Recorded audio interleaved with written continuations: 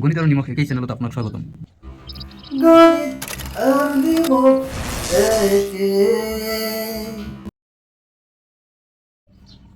দশম শ্ৰেণীৰ গণিতৰ পুনৰ আলোচনা R2 লৈ আজি আৰম্ভ কৰিছোঁ। বৰ্গ আৰু বৰ্গমূল। গতিকে বৰ্গ আৰু বৰ্গমূলৰ ধাৰণা আমি তলত দিয়া ধৰণে দিব পাৰি। প্ৰথমেই 1 নম্বৰ ধৰা হ'ল m আৰু n এনে দুটা স্বাভাৱিক সংখ্যা।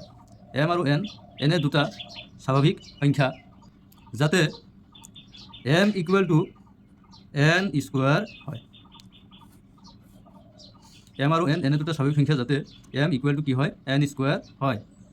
n স্কোয়াৰ মানে n পূৰণ n। গতিকে ইয়াতে mক কোৱা হ'ব বৰ্গ সংখ্যা। এই ক্ষেত্ৰত mক কোৱা হ'ব বৰ্গ সংখ্যা আৰু nক কোৱা হ'ব বৰ্গমূল। উদাহৰণ হিচাপে আমি mৰ জায়গাত ধৰিব পাৰি 4, nৰ জায়গাত ধৰিব পাৰি 2। ওপৰত স্কোয়ার আছে, গতিকে 2 × 2 = 4 হয়। 2ক স্কোয়ার কৰিলে কিমান হয়? 4 হয়। এই ক্ষেত্ৰত 4টো কি হ'ব? এটা বৰ্গ সংখ্যা আৰু 2টো কি হ'ব? 4ৰ এটা বৰ্গমূল। গতিকে 4টো কি? 2ৰ এটা বৰ্গ, আকৌ 2টো হ'ল 4ৰ এটা বৰ্গমূল। আৰু এটা উদাহৰণ লওঁ আমি, ধৰা হ'ল 25 = কি হ'ব? 5 স্কোয়াৰ। গতিকে 5 স্কোয়াৰ কৰিলে কি হ'ব? 5 পূৰণ 5, 5 × 5 = 25, একে সমান হয়। গতিকে 5ক স্কোয়ার কৰিলে যেহেতু 25 পোৱা যায়, গতিকে 25টো কি হ'ব? বৰ্গ সংখ্যা। 25টো হ'ব বৰ্গ সংখ্যা আৰু 5টো কি হ'ব? বৰ্গমূল। ঠিক একেদৰে আমি চাব পাৰি 81 = আমি লিখিব পাৰি 9 স্কোয়ার। আমি জানো যেহেতু 9 9 9 গুণ 81 হয়, গতিকে 81টো হ'ল বৰ্গ সংখ্যা আৰু 9টো হ'ল বৰ্গমূল। কিন্তু আমি যদি পাতো এনেকৈ যে 10 = কোনো এটা সংখ্যাক স্কোয়ার কৰিলে যাতে 10ৰ সমান হয়। তেনেকুৱা 1 স্কোয়ার মানে 10 নহয়, 2 স্কোয়ার মানে 4 হয়, গতিকে কেনসেল যাব, 10 হ'ব লাগে। 3 স্কোয়ার মানে 9 হয়, 4 স্কোয়ার মানে 16 হয়, গতিকে 10 পোৱা নাই আমি। গতিকে আমি 10টোক এটা বৰ্গ সংখ্যা বুলি ক'ব নোৱাৰি আৰু ইয়াৰ কোনো পূৰ্ণ বৰ্গমূল সংখ্যাও নাই। গতিকে ইয়াৰ পৰা দেখা গ'ল যে আটাইবিলাক সংখ্যাই কিন্তু বৰ্গ সংখ্যা নহয়, কিন্তু আটাইবিলাক সংখ্যাই একোটা বৰ্গমূল হয়। যিহেতু এনেদৰে আমি বৰ্গ আৰু বৰ্গমূলৰ ধাৰণা দিব পাৰি। বুজি পালানে? যে এটা সংখ্যা যদি আমি কোনো এটা স্বাভাৱিক সংখ্যাৰ বৰ্গ হিচাপে প্ৰকাশ কৰিব পাৰি বা স্কোয়াৰ হিচাপে প্ৰকাশ কৰিব পাৰি, যেনে 4ক আমি 2ৰ বৰ্গ হিচাপে প্ৰকাশ কৰিছোঁ, গতিকে 4 এটা বৰ্গ সংখ্যা। লগতে যাক বৰ্গ হিচাপে প্ৰকাশ কৰিব পাৰি তাৰ বিপৰীতে যিটো সংখ্যা থাকিব স্বাভাৱিক সংখ্যাটো, তাক কোৱা হয় বৰ্গমূল। 25 ইয়াক 5ৰ বৰ্গ হিচাপে প্ৰকাশ কৰিব পাৰি, গতিকে 25 এটা বৰ্গ সংখ্যা আৰু 5টো কি হ'ব? এটা বৰ্গমূল। ঠিক একেদৰে যদি m = n স্কোয়াৰ হয়, তেতিয়াহ'লে mটো কি হ'ব? বৰ্গ সংখ্যা আৰু n কি হ'ব? বৰ্গমূল। বৰ্গ আৰু বৰ্গ সংখ্যাৰ বিষয়ে আমি বুজি পালোঁ। এইবাৰ কোনো এটা সংখ্যা বৰ্গ সংখ্যা হয় নে নহয় তাক আমি কেনেকৈ পৰীক্ষা কৰিম চাওঁ আহা। প্ৰথমে আমি ল'লোঁ সংখ্যা 16। এই 16 সংখ্যাটো বৰ্গ সংখ্যা হয় নে নহয় আমি পৰীক্ষা কৰিম। আমি চুটি হৰণৰ নিয়মত এই সংখ্যাটো বৰ্গ সংখ্যা হয় নে নহয় তাক আমি পৰীক্ষা কৰিব লাগিব। তো চুটি হৰণৰ নিয়মত আমি হৰণ কৰিলে কি হ'ব? 2 দি হৰণ কৰিলে 16 কেইবাৰ যাব? 8 বাৰ। আকৌ 2 দি হৰণ কৰিলে 8ৰ পৰা 4 বাৰ। আকৌ 2 দি হৰণ কৰিলে 4ৰ পৰা 2 বাৰ। এই কাষৰ উৎপাদকখিনিক আমি মৌলিক উৎপাদকখিনিক আমি এনেকৈ পূৰণ কৰি দিব পাৰি যে 2 দুটা 2 স্কোয়াৰ, এই দুটা মিলি 2 স্কোয়াৰ আৰু এই দুটা মিলি 2 স্কোয়াৰ। এতিয়া আমি লিখিব পাৰি কি 2 স্কোয়ার যদি থাকে তেতিয়াহ'লে আমি 2 2 গুণ কিমান হ'ব? 4। ওপৰত এটা স্কোয়াৰ কমন ল'লে হ'ল, দুটা স্কোয়াৰৰ 4 স্কোয়াৰ। এইটো কি হ'ব? 4 স্কোয়াৰ। গতিকে আমি 16 স্কোয়াৰ, 16ক লিখিব পাৰি আমি কি 4 স্কোয়াৰ। গতিকে যেহেতু আমি 16ক এটা পূৰ্ণ স্বাভাৱিক সংখ্যাৰ বৰ্গ হিচাপে প্ৰকাশ কৰিব পাৰিলোঁ বা স্কোয়াৰ হিচাপে প্ৰকাশ কৰিব পাৰিলোঁ, সেই হিচাপে কি 16 এটা বৰ্গ সংখ্যা হয়। এইবাৰ আমি আৰু এটা সংখ্যা ল'লোঁ 12। এই 12 সংখ্যাটো বৰ্গ সংখ্যা হয় নে নহয় আমি তাক পৰীক্ষা কৰিম। তাৰ কাৰণে আমি চুটি হৰণৰ নিয়মত আগৰ দৰে হৰণ কৰিব লাগিব। 2 দি ভাগ যাব 6 বাৰ, 2 দি ভাগ যাব 3 বাৰ। গতিকে 12 সংখ্যাটোক আমি উৎপাদকত প্ৰকাশ কৰিলে এনেকৈ আহিব। 2 দুটা আছে, গতিকে 2 স্কোয়ার, 3 এটা আছে 1। গতিকে ইয়াত আমি কিন্তু 12ক কিন্তু সম্পূৰ্ণৰূপে স্কোয়াৰত প্ৰকাশ কৰিব পৰা নাই। ইয়াত যেনেকৈ আমি 16ক পৰিপূৰ্ণ স্কোয়াৰত প্ৰকাশ কৰিব পাৰিছিলোঁ আটাইবিলাক উৎপাদকক, ইয়াতে কিন্তু আমি 12ক আটাইবিলাক উৎপাদকক স্কোয়াৰ হিচাপে প্ৰকাশ কৰিব পৰা নাই। সেয়েহে 12 এটা কি নহয়? বৰ্গ সংখ্যা নহয়। ঠিক একেদৰে এটা ডাঙৰ সংখ্যা 3 অংকৰ এটা সংখ্যা 144 ধৰা হ'ল। 144টোক আমি উৎপাদকত প্ৰকাশ কৰিলে বা চুটি নিয়মত হৰণ কৰিলে এনেকৈ ওলাব। ওলোৱাৰ পিছত ইয়াত আমি উৎপাদকত প্ৰকাশ কৰিব পাৰি 2 স্কোয়াৰ × 2 স্কোয়াৰ × 3 স্কোয়াৰ। গতিকে ইয়াৰ গোটেইকেইটা উৎপাদকক আমি স্কোয়াৰত প্ৰকাশ কৰিব পাৰিছোঁ, গতিকে 144টো কি হয়? এটা বৰ্গ সংখ্যা হয়। একেদৰে আৰু এটা সংখ্যা লোৱা হৈছে 84ক উৎপাদকত প্ৰকাশ কৰিলে আমি এনেকৈ প্ৰকাশ কৰিব পাৰি। তো প্ৰকাশ কৰাৰ পিছত দেখা গ'ল যে ইয়াক উৎপাদকত প্ৰকাশ কৰিলে আটাইবিলাক উৎপাদকক কিন্তু আমি স্কোয়াৰত প্ৰকাশ কৰিব নোৱাৰি। দুটা 2 2 স্কোয়াৰ, দুটা 3 3 স্কোয়াৰ, এটা 3, গতিকে 3^1। গতিকে ইয়াক যিহেতু আমি পৰিপূৰ্ণ উৎপাদক, আমি সৰু সংখ্যাবিলাক সহজতেই বৰ্গ সংখ্যা হয় নে নহয় চিনাক্ত কৰিব পাৰিলেও কিন্তু ডাঙৰ সংখ্যাবিলাকৰ ক্ষেত্ৰত কিন্তু আমি সহজতে একেবাৰে কম সময়তে তেনেকৈ চিনাক্ত কৰিব নোৱাৰি, কাৰণ এই ডাঙৰ সংখ্যাবিলাকক আমি চুটি হৰণৰ নিয়মত হৰণ কৰিব লগা হ'লে বহুত সময়ৰ প্ৰয়োজন হয়। সেইকাৰণে আমি কি কৰিব লাগিব, পৰীক্ষা যিহেতু MCQ কুৱেশ্যন আহিব বা মাল্টিপল চইচ কুৱেশ্যন আহিব, গতিকে আমি যাতে সহজতে বৰ্গ সংখ্যা হয় বা নহয় তাক আমি ঠাৱৰ কৰিব পাৰি, তাৰ কাৰণে আমি কি কৰিব লাগিব, কিছুমান একেবাৰে সহজ আৰু শ্বৰ্ট নিয়ম জানিব লাগিব। বৰ্গ সংখ্যা চিনাক্তকৰণৰ একেবাৰে চুটি বা শ্বৰ্ট ফৰ্মুলাটো হ'ল যে বৰ্গ সংখ্যাৰ এককৰ স্থানত থকা অংকবিলাক আমি চাব লাগিব। জাষ্ট এককৰ অংকটো আমি চায়ে আমি বৰ্গ সংখ্যা হয় নে নহয় তাক আমি কি কৰিব পাৰি, ঠাৱৰ কৰিব পাৰি। কাৰণ বৰ্গ সংখ্যাৰ এককৰ স্থানত সদায় 1, 4, 5, 6 আৰু 9 এইকেইটা অংক পোৱা যায়। গতিকে কোনো এটা সংখ্যাৰ এককৰ স্থানত যদি এইকেইটা সংখ্যা দেখা যায় তেতিয়াহ'লে সংখ্যাটো বৰ্গ সংখ্যা হ'ব পাৰে। চিয়'ৰ নহয়, কিন্তু বৰ্গ সংখ্যা হ'ব পাৰে। কিন্তু যদি এককৰ স্থানত এইকেইটা অংক দেখা নাযায়, এইকেইটা অংক বাদ দি বেলেগ অংক দেখা যায়, তেতিয়াহ'লে সংখ্যাটো কেতিয়াও বৰ্গ সংখ্যা হ'ব নোৱাৰে। এই ক্ষেত্ৰত আমি চিয়'ৰ দিব পাৰি যে বৰ্গ সংখ্যা হ'ব নোৱাৰে বুলি, কিন্তু যদি থাকে তেতিয়াহ'লে আমি চিয়'ৰ দিব নোৱাৰি, তেতিয়াহ'লে বৰ্গ সংখ্যা হ'ব পাৰে, নহ'বও পাৰে। কিন্তু যদি এইকেইটা অংক নাই তেতিয়াহ'লে আমি চিয়'ৰ যে সেইটো সংখ্যা কি নহয়, বৰ্গ সংখ্যা নহয়।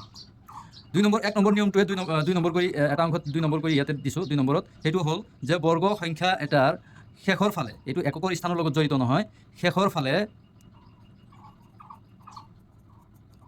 ফালে যুগ্ম সংখ্যক শূন্য থাকিব লাগে, যুগ্ম শূন্য থাকিব লাগে। যেনে সংখ্যাটোৰ শেষৰ ফালে থাকিব লাগিব হয় 00, 2টা 0 থাকিলে 2টা 0 থাকিব লাগিব, এটা 0 থাকিলে নহ'ব, 3টা 0 থাকিলে নহ'ব, 4টা 0 থাকিব লাগিব। ঠিক একেদৰে 5টা থাকিব নোৱাৰে, 6টা 0 থাকিব লাগিব। গতিকে কোনো এটা সংখ্যাৰ শেষৰ ফালে যদি এনেকৈ যোৰা যোৰা বান্ধি শূন্য পোৱা যায়, যুগ্ম সংখ্যক শূন্য পোৱা যায়, তেতিয়াহ'লেও সংখ্যাটো কি হ'ব, বৰ্গ সংখ্যা হ'ব। কিন্তু যদি অযুগ্ম সংখ্যক শূন্য পোৱা যায় তেতিয়াহ'লে সংখ্যাটো বৰ্গ সংখ্যা নহয়। এই দুটা ট্ৰিক্সৰ সহায়ত এতিয়া আমি এইকেইটা সংখ্যা বৰ্গ সংখ্যা হয় নে নহয় তাক আমি আলোচনা কৰিম। ইয়াৰ বাবে আমি আৰু দুটা সংখ্যা বঢ়াই লৈছোঁ ইয়াতে। গতিকে প্ৰথমতে আমি চাব লাগিব 1057 এই সংখ্যাটো বৰ্গ সংখ্যা হয় নে নহয়, যদি হয় কিয় হয়, বা যদি নহয় কিয় নহয়। গতিকে ইয়াতে আমি চাব লাগিব যে ইয়াৰ এককৰ স্থানত থকা অংকটো কি আছে। যেহেতু এককৰ স্থানত থকা অংকটো 7 হয়, এই 7টো বৰ্গ সংখ্যাৰ এককৰ স্থানত 1, 4, 5, 6, 9 থাকিব পাৰে, নাইবা শেষৰ ফালে যুগ্ম সংখ্যক শূন্য থাকিব পাৰে। গতিকে এককৰ স্থানত যিহেতু 7 আছে, গতিকে বৰ্গ সংখ্যাৰ এককৰ স্থানত কেতিয়াও 7 থাকিব নোৱাৰে, সেই হিচাপত এইটো বৰ্গ সংখ্যা নহয়। একেদৰে আৰু এটা সংখ্যা 7928, গতিকে এই সংখ্যাটো বৰ্গ সংখ্যা হয় নে নহয় তাৰ কাৰণে আমি কি চাব লাগিব, এককৰ অংকটো চাব লাগিব। বৰ্গ সংখ্যাৰ এককৰ স্থানত কেতিয়াও 8 থাকিব নোৱাৰে, ইয়াত 8 নাই, গতিকে বৰ্গ সংখ্যাৰ একক স্থানত যিহেতু কেতিয়াও 8 থাকিব নোৱাৰে, সেই হিচাপে কি হয়, এই সংখ্যাটো বৰ্গ সংখ্যা নহয়। ঠিক একেদৰে এককৰ স্থানত 2 আছে, বৰ্গ সংখ্যাৰ এককৰ স্থানত 2 থাকিব নোৱাৰে, গতিকে এইটো এটা বৰ্গ সংখ্যা নহয়। ঠিক একেদৰে এই সংখ্যাটোৰ যিহেতু শেষত কি আছে, এককৰ স্থানত 0 আছে, গতিকে বৰ্গ সংখ্যাৰ এককৰ স্থানত কেতিয়াও অযুগ্ম শূন্য থাকিব নোৱাৰে, ইয়াত এটা মাত্ৰ শূন্য আছে, যুগ্ম শূন্য নাই, সেই হিচাপেও এই সংখ্যাটো বৰ্গ সংখ্যা নহয়।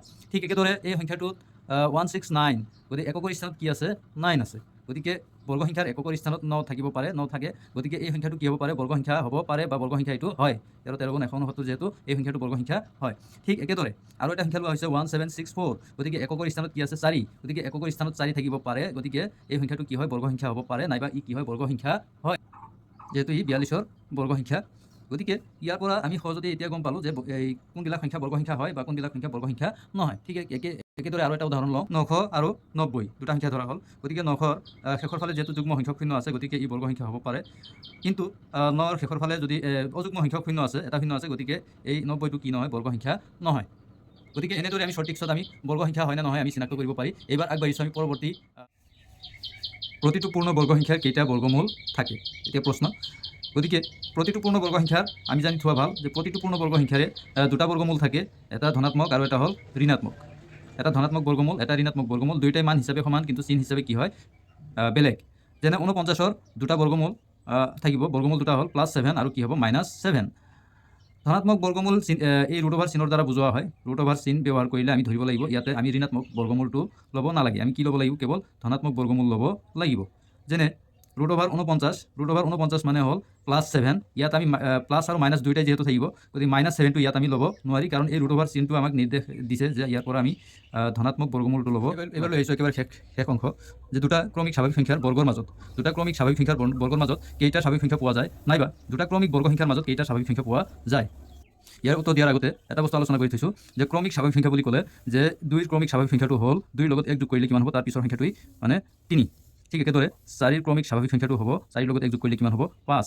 ঠিক একেদৰে nৰ ক্ৰমিক স্বাভাৱিক সংখ্যাটো কি হ'ব এনৰ লগত এক যোগ কৰিলে n+1 এইটো হ'ব n+1 এই ক্ষেত্ৰত আমি ওলাব লাগে যে 2 স্কোয়াৰ আৰু 3 স্কোয়াৰৰ মাজত কেইটা স্বাভাৱিক সংখ্যা আছে তাৰমানে দুটা ক্ৰমিক স্বাভাৱিক সংখ্যাৰ বৰ্গৰ মাজত কেইটা স্বাভাৱিক সংখ্যা পোৱা যায় ঠিক একেদৰে 4 স্কোয়াৰ আৰু 5 স্কোয়াৰৰ মাজত কেইটা স্বাভাৱিক সংখ্যা থাকিব নাইবা n স্কোয়াৰ আৰু n+1 স্কোয়াৰৰ মাজত কেইটা স্বাভাৱিক সংখ্যা থাকিব একেবাৰে শৰ্টকাট টেক্সটটো মই দিছোঁ শৰ্টকাট টেক্সটটো হ'ল যে ক্ৰমিক স্বাভাৱিক সংখ্যা দুটা যিটো সৰু সংখ্যা হয় ক্ৰমিক স্বাভাৱিক 2 আৰু 3 ভিতৰত 2টো সৰু সংখ্যা গতিকে সৰুটোক 2 গুণ কৰি দিলে হ'ল সৰুটোক কি কৰিব লাগিব 2 গুণ কৰি দিব লাগিব গতিকে 2 স্কোয়াৰ আৰু 3 স্কোয়াৰৰ মাজত থকা স্বাভাৱিক সংখ্যাৰ সংখ্যা হ'ব 2 স্কোয়াৰ 2 গুণ কৰি দিলে 2 2 গুণ 4 এটা হ'ব 4টা ঠিক একেদৰে 4 স্কোয়াৰ আৰু 5 স্কোয়াৰৰ মাজত থকা স্বাভাৱিক সংখ্যা হ'ব ইয়াতে 4 আৰু 5 গতিকে 4টো সৰু হয় গতিকে 4ক 2 গুণ কৰিলে কিমান হ'ব 8টা ঠিক একেদৰে n স্কোয়াৰ আৰু n+1 স্কোয়াৰ ইয়াত এক বেছি আছে ইয়াত এক কম আছে গতিকে সৰু সংখ্যাটো হ'ল n গতিকে এই ক্ষেত্ৰত n স্কোয়াৰ আৰু n+1 হোল স্কোয়াৰৰ মাজত কেইটা স্বাভাৱিক সংখ্যা থাকিব সৰুটো 2 গুণ গতিকে n ৰ 2 গুণ কি হ'ব টুৱাইছ nটা এইটো হ'ব টুৱাইছ nটা গতিকে আমি এই প্ৰশ্নটোৰ একেবাৰে ডাইৰেক্ট এটা শব্দত আমি উত্তৰটো দিব নোৱাৰি বা এটা বাক্যত যিকোনো এযোৰৰ তুলনা কৰি